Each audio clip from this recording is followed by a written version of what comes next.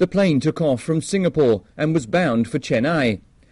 It was carrying 145 passengers and 6 crew members. A crew member found a package inside one of the toilets, and it was thought to contain hazardous materials.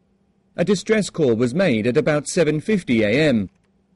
A fire and rescue team was sent to inspect the package, only to find it contained 3 gold bars.